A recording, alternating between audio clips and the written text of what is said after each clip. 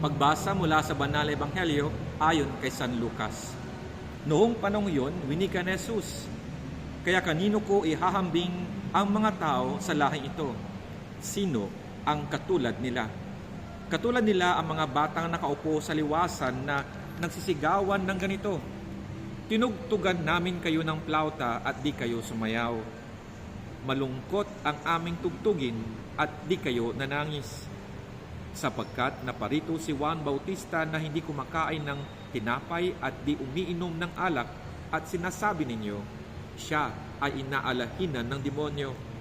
Naparito ang anak ng tao na kumakain at umiinom, sa inyong sinabi, narito ang isang taong matakaw at mapag-inom ng alak na kaibigan ng mga publikano at mga makasalanan.